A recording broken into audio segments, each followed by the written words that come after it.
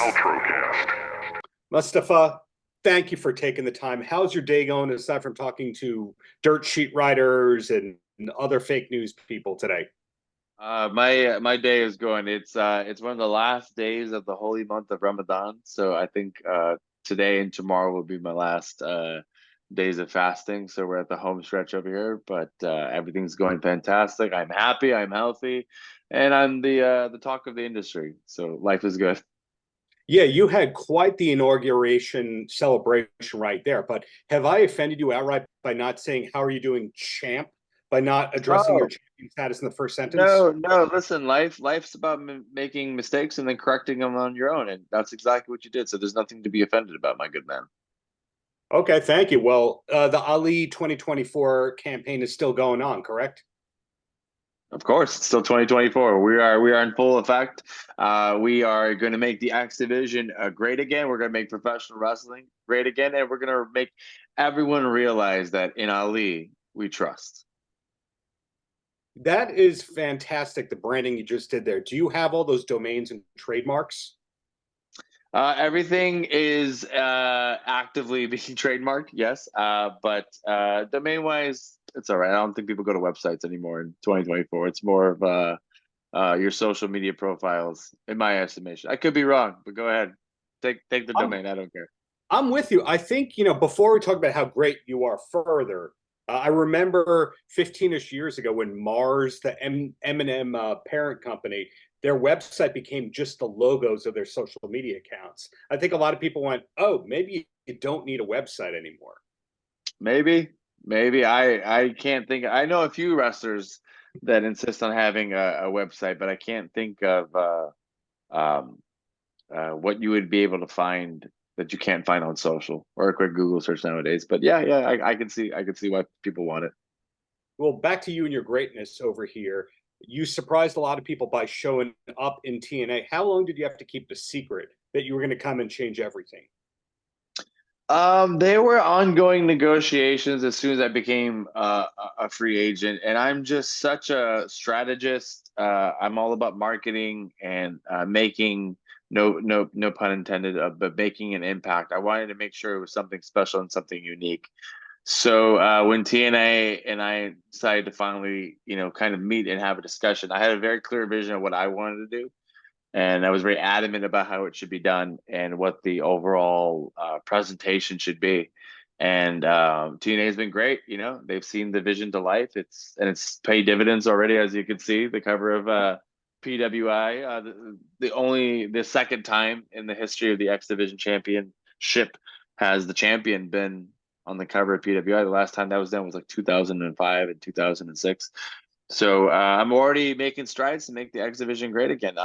My debut match was the main event. Hasn't been done since 2005, 2006 again. So we're already making history, man. So yeah, to answer your question, it was something that was very well calculated and discussed and executed to perfection.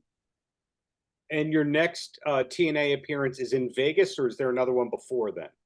Yeah, we have a Rebellion. Our next premium live event is at the Palms in Las Vegas. I have the unfortunate task of taking on someone that's outside of the X division, a man by the name of Jake something. I'm actively trying to get that match actually removed because Jake something is well outside limits of the X division. And I know you and everyone else is going to remind me that the X division has no limits, but I feel like that's just a marketing campaign. It's a phrase. It's nothing of substance because we all know in life there needs to be limits, right? There needs to be speed limits. There needs to be weight limits. Like there's limits on rides, right? Like children can't ride a certain ride unless it's dangerous. And limits are put into place to preserve. And we want to preserve the X Division. We want to preserve the greatness that is the X Division. So after I defeat Jake something on April 20th at Las Vegas for Rebellion, I will have a stern talk with management about implementing these proposed limits. Do you know which city is your next destination after Las Vegas, after Rebellion? You know, getting the TNA housekeeping out of the way so we plug all the upcoming appearances like that. I can tell you guys right now, I'm very good about promoting all of my public appearances, but mentally, I'm just not there. I can't tell you what I'm gonna have for dinner tonight. I don't think there's. I'd be shocked if there's a wrestler out there that has a more insane schedule than I do as far as high profile matches and miles traveled and um, just the shows that I'm making. I'm in the UK one day, then I'm in Costa Rica the next, then I'm in Chicago, then I'm in Ohio, then I'm in Spokane, Washington, then I'm in Philly, and then back. And that's all within like 4 or 5 days. So I would tell everyone to go check out my socials. I put these event posters out. But basically I'm somewhere doing something big every weekend, through Thursday through Sunday. But there are this weekend's a huge show for New Japan Pro Wrestling in Chicago at the Winchester Arena. I'm taking on Mr. Hiromu. And then another promotion in Chicago called Freelance Wrestling. I'll be taking on their champion Storm Grayson. Sunday, I have another show, and I need to check my schedule because I'm not quite sure where I'm going. But I'm everywhere. But yes, just please check out my socials, and you'll see the full schedule. Besides seeing you on the cover and be champion and really lead the way, and this is a compliment, there's no like backhanded thing coming at the tail end of it. It's wonderful to see you in a position where you're speaking your mind. When we first saw you on television X number of years ago, there was a lot of smiling going on, and you didn't Hmm. really notice how intellectual you are. And then the more we dig into you, we know about your past and criminal justice and all that. Is it challenging to be in a position where you just can't be yourself like it was for a bunch of years? So I'm very adamant about. I feel like a lot of things that happen is people will leave a place of work, and the automatic assumption is to blame everyone else but yourself.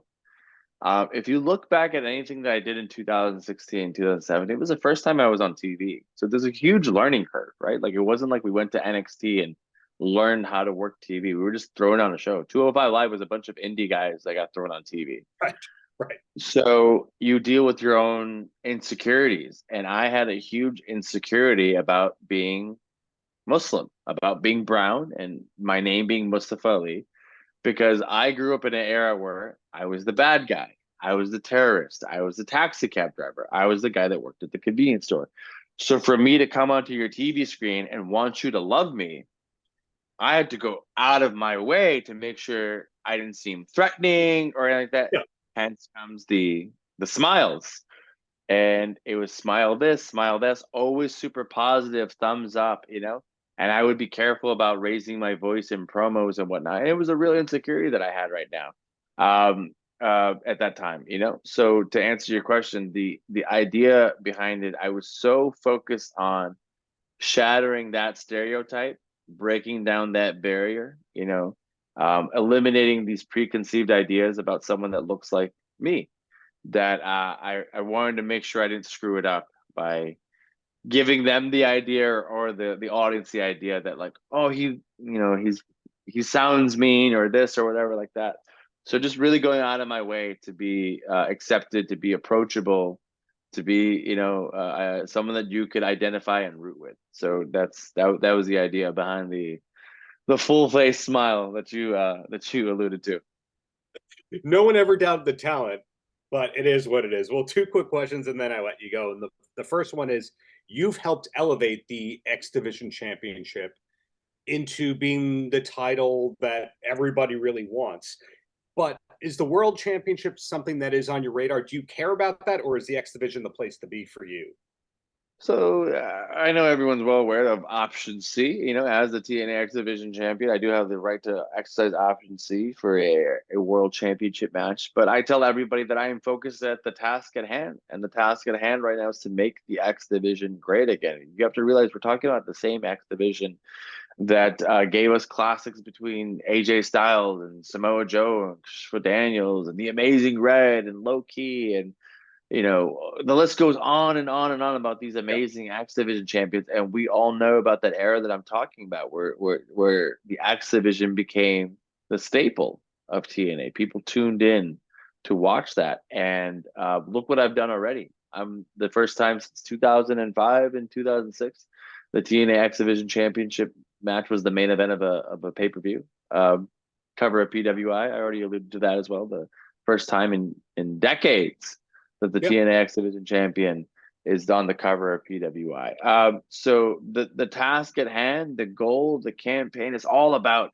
making this X Division great again. And when I feel that I've accomplished that goal, when I feel like the TNA X Division is where it needs to be again, and it's on its rightful platform, then and only then will I consider making a run for office for the World Championship.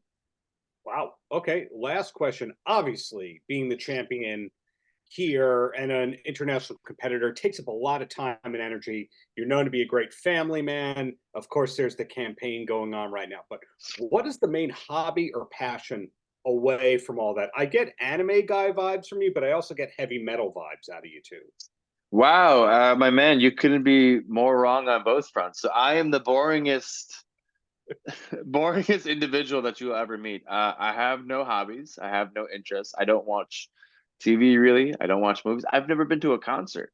What I am is basically a guy that comes home, and I have the greatest family that a man could ever ask for. I come home, I'm swarmed by 3 kids, 10, 6, and 2. And they have these really dynamic personalities, and they're just the best. I have the greatest wife ever.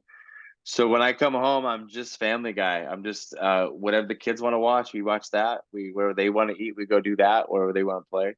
I don't really have like downtime for myself where I'm like, I want to watch this show. And by the time me and my wife get to spend time together, it's just us hanging out on the couch talking, you know. So that's another thing I'm thankful for. We're not on our phones scrolling or aimlessly watching something on Netflix just to watch it, you know. Don't get me wrong, we'll watch something that she wants to watch or something like that, but I don't have any interests outside of what I do. I'm a performer, and I think about this night and day. And I even have, trouble watching things within our industry, major PLEs, or even watching some of my own work back. Sometimes I literally don't have the time. So that's a good thing. I feel like that's a blessing. I'm very I'm not easily influenced because everyone else is doing something because I saw it. I'm doing my own thing. But yeah, it would be nice to have an interest or something outside. But I tried, man. I tried gardening at one point. I tried sketching and doing some art, and kind of, stopped doing that as well. So I don't really have any hobbies or interests outside of this. And that is why your championship campaign is going to last a long time, and why Option C is inevitable. But thank you for your time. Congrats on your immediate success, and really looking forward to what's to come from you on camera, man. I appreciate that very much, sir. Thank you. Paltrocast.